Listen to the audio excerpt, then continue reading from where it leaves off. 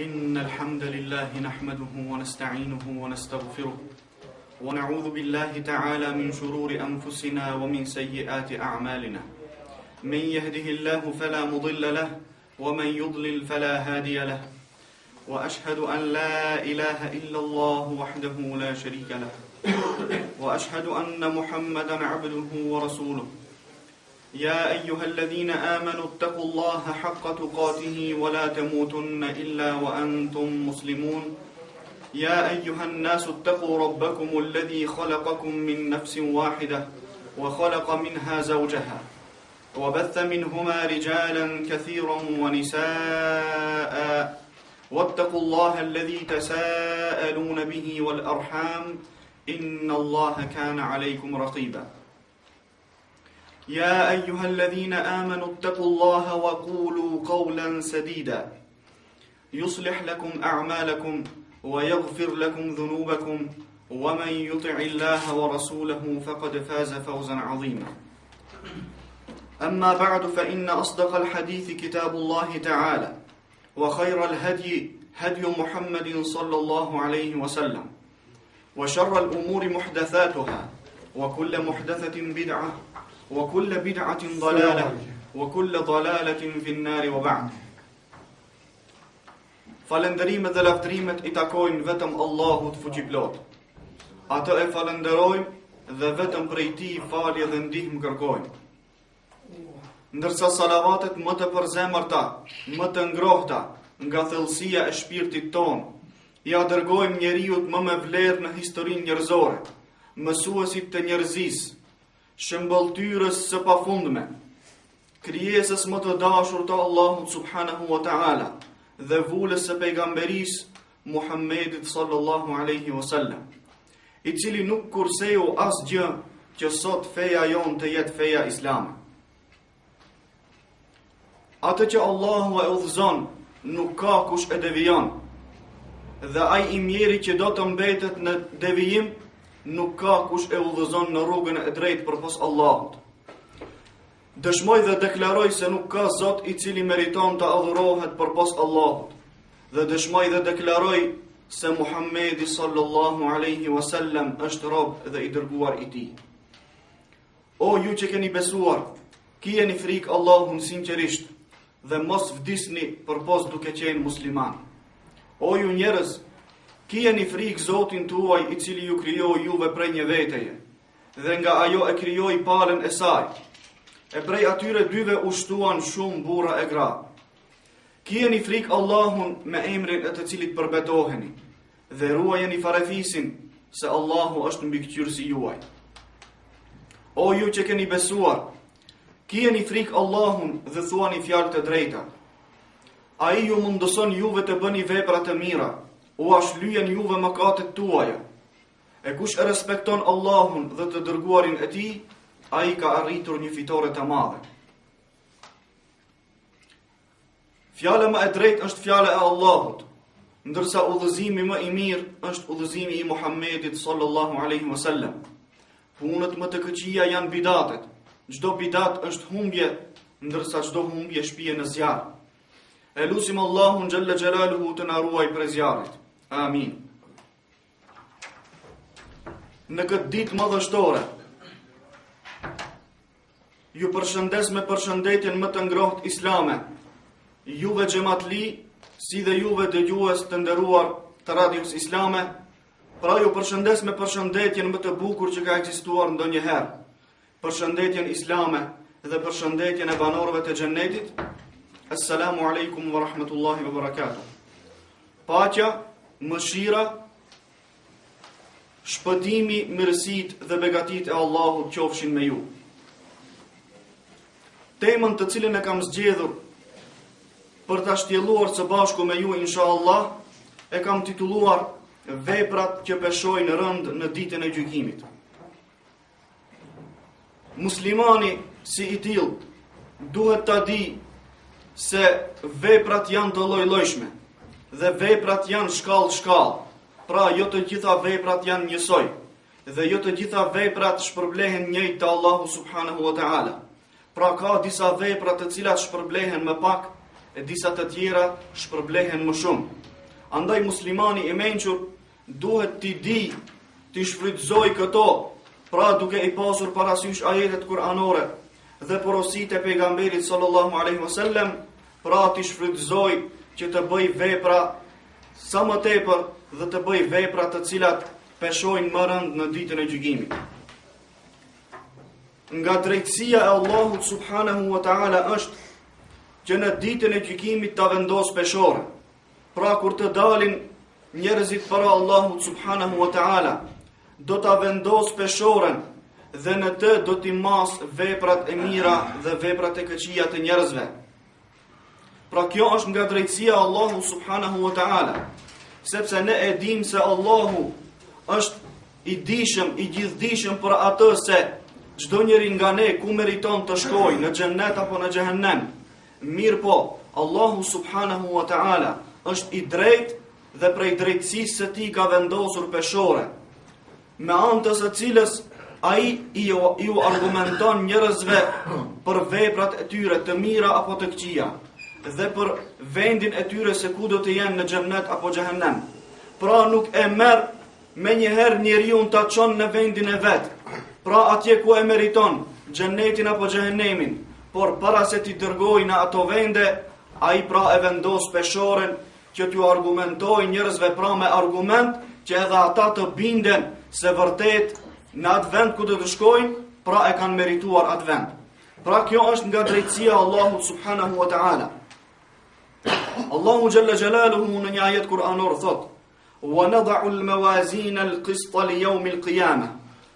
Ne në ditën e kiametit do t'i vendosim peshoret e drejta. Fela tudhlemu nafsun shay'a, dhe askujt asgjë nuk do t'i bëhet pa drejtësi. Wa in kana mithqala habatin min khardalin atayna biha. Edhe nëse një vepër të cilën ai e ka vepruar është sa kokra e melit, edhe këtë vepër tha ne do t'ja qesim përpara.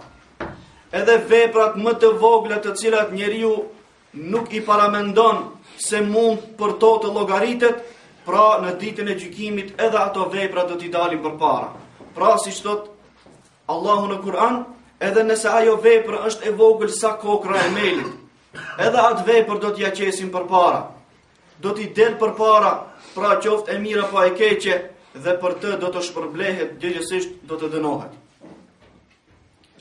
Pastaj Allahu subhanahu wa ta'ala në një ajet tjetër thot: "Faman thaqulat mawazinuhu fa ulaika humul muflihun." Atyre të cilëve peshorja do t'ju rëndohet, ata do të jenë të shpëtuar. Pra për qëllim është do t'ju rëndohet peshorja me vepra të mira.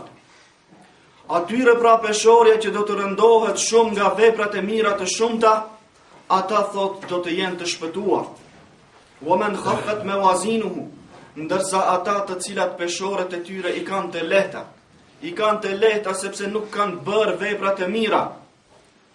Fa ulaika alladhina khasiru anfusahum fi jahannam khalidun. Të tillët thot do të jenë ata të cilët do ta humbin vetveten e tyre dhe përgjithmonë do të jenë në xhehenem. Pra, ata të cilët peshoret e tyre i rëndojnë me vepra të mira do të jenë të shpëtuar, ndërsa ata të cilët peshoret i kanë të lehta, i kanë aq të lehta nga veprat e pakta të mira që i kanë bërë, ata thot do ta humbin vetveten e tyre në ditën e gjykimit dhe do të jenë në xhehenem përgjithmonë. Në një ajet tjetër Allahu subhanahu wa ta'ala thot: "Wal waznu yawma idhin al-haq." Peshorja në atë ditë do të jetë e vërtet, do të jetë e drejtë. Faman thaqulat mawazinuhu fa ulaika humul muflihun.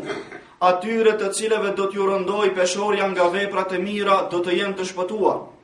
Wa man khaffat mawazinuhu, e ata të cilët do t'i kenë peshoret e tyre të lehta, fa ulaika alladhina khasiru anfusahum bima kanu bi ayatina yadhlimun. Ata thot do ta humbin vetveten e tyre për shkak se argumentet e tona nuk i besonin. Argumentet e tona i merrnin shkele shko. Argumentet e tona i nëpërkëmbnin. Pra, Këta do të jenë prej atyre të cilët do të jenë në xhehenem për gjithmonë.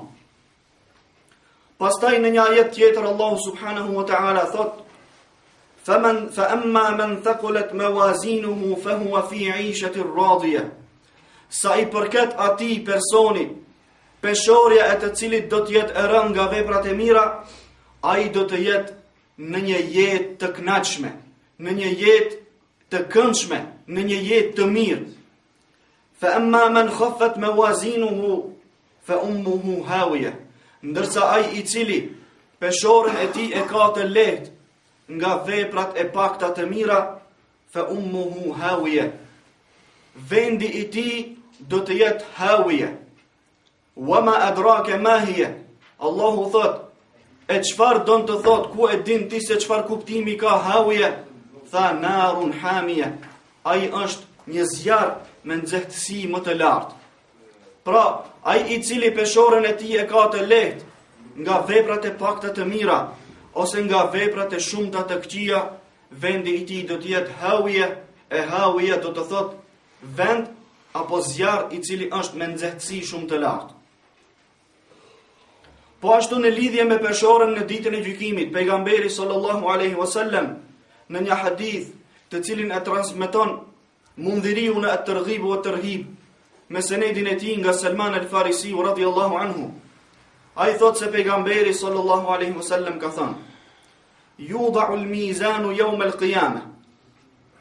Peshorja do të vendoset, do të nxirret përpara njerëzve në ditën e gjykimit. "Falaw wuzina fihi as-samawati wal-ardu lawasi'at." Sikur qielli dhe toka të vendoseshin në atë peshore, ajo do t'i mbante. Pra është aq e madhe sa që e mban edhe qiellin dhe tokën së bashku. Pejgamberi sallallahu alaihi wasallam pra na sqaron madhësinë e kësaj peshore. Pra, ajo i mban, është e fuqishme dhe e fortë, i mban edhe qiellin dhe tokën, nëse vendosen mbi ato do t'i mbaj. Fataqulu al-malaikatu ya rabbu liman yazinu hadha. Melekët do t'i thonë Allahut: "O Zoti im, për kë është kjo peshore?" Allahu subhanahu wa ta'ala thot: "Fa yaqulu Allahu ta'ala liman shi'tu min khalqi."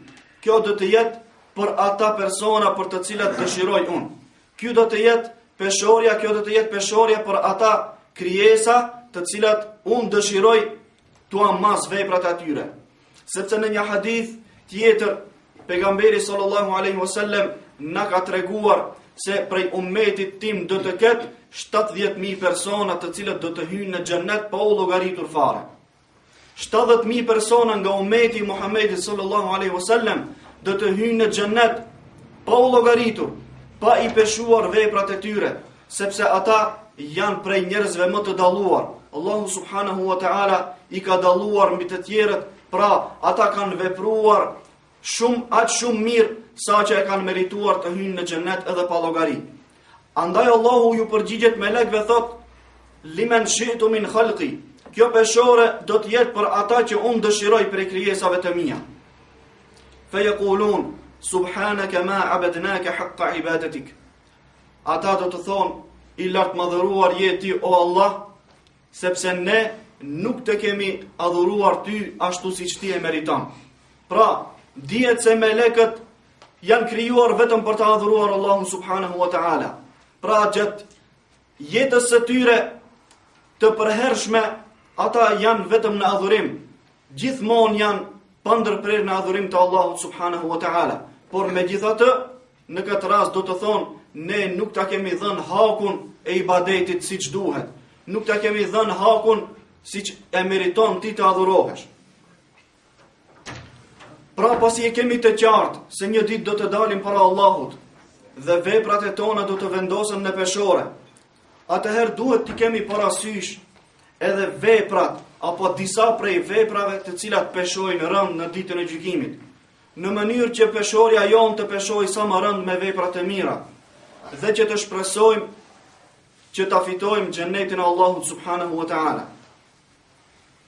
Cilat janë veprat të cilat peshojnë rënd në ditën e gjykimit? Disa pra prej veprave, sepse veprat që peshojnë rënd në ditën e gjykimit janë të shumta, mirë po, ne do t'i cekim vetëm disa. Njëra prej veprave që peshon shumë rënd në ditën e gjykimit, pa dyshim është fjala e monoteizmit, kelimetut tauhid, la ilaha illallah. Një prej fjalëve që më së tepër mi peshon në ditën e gjykimit është fjala la ilaha illallah. Pra, nuk ka Zot tjetër i cili meriton të adhurohet përpos Allah. Pra, zotra ka shumë. Zotra kanë edhe krishtert, kanë edhe jehudët, kanë edhe zjarputistët, kanë edhe budistët edhe hindusët. Ata kanë shumë zotra. Romakët e vjetër e grekët e vjetër kanë shumë zotra. Pra, zotra si pas tyre. Mirë po, la ilaha illallah i rëzon të gjitha, për arsye se do të thot nuk ka Zot i cili meriton të adhurohet përpos Allahut. Pra, ka shumë zotra të cilat adhurohen, mirë pa ata nuk e meritojnë adhurimin. Pra, adhurimin i vetmi që e meriton është Allahu subhanahu wa ta'ala. Andaj kuptimi i plot i fjalës la ilaha illallah do të thot nuk ka Zot i cili meriton të adhurohet përpos Allahut. Pra, Allahu është i vetmi i cili e meriton adhurimin. Andaj edhe kjo fjalë e ka peshën e vet, e ka rëndësinë e vet, dhe për atë shkak do të jetë prej veprave apo prej fjalëve të cilat më së shumti peshojnë në ditën e gjykimit. Pejgamberi sallallahu alaihi wasallam në një hadith e cek rastin kur Nuhit alaihi salam i erdhi momenti i vdekjes. Pra, ishte në prag të vdekjes. Dhe thot: Inna nabiyallahi Nuhan lamma hadarathu al-wafatu qala li ibnihi. Kur pejgamberit të Allahut Nuhut alaihi salam i erdhi vdekja, i erdhi momenti i vdekjes, i tha të birit të tij. E afroi të birin e tij afër dhe i tha: Inni qasun alayka al-wasiyya. Unë tha, po ta lën, tha, porosin ty, po ta lën vasijetin tim, po ta lën një porosi, një testament. Amuruka bi ithnatayn wa anhaaka an ithnatayn. Po të urdhëroj me dy gjëra dhe po të ndaloj prej dy gjërave tjera. Amuruka bi la ilaha illa Allah. Po të urdhëroj që ti mbahesh dhe ta thuash sa më shpesh fjalën la ilaha illa Allah. Fa inna as-samawati as-sab'i wal ardina as-sab'u law wudi'at fi kaffatin wa wudi'at la ilaha illa Allah fi kaffatin rajjahat bihinna la ilaha illa Allah. Pse po të urdhëroj, tha, unë ty me fjalën la ilaha illa Allah? Çfarë është rëndësia dhe pesha e kësaj fjale?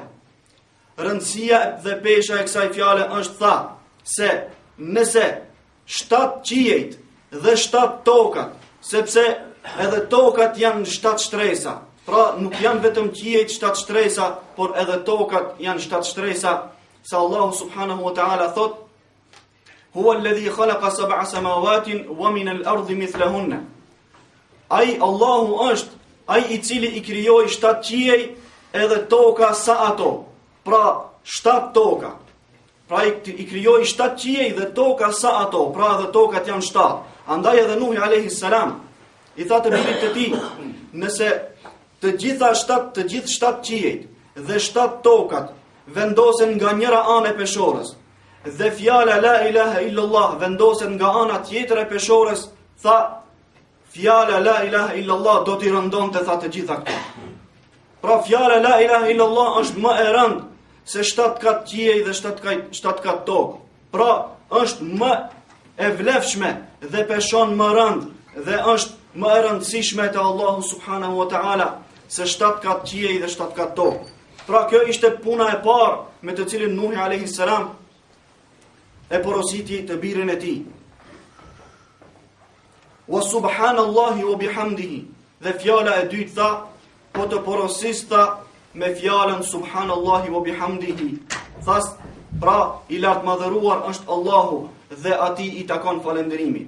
Pra këto dy fjalë i ala porosi Nuhi alayhi salam të birit të tij, fjalën la ilaha illallah dhe subhanallahi wa bihamdihi.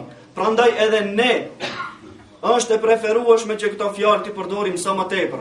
Pra jo vetëm me gojë, mirë po t'i vendosim edhe në veprat tona, pra adhurimin e Allahut subhanahu wa ta'ala ta bëjmë të plot edhe me fjalë edhe me vepër.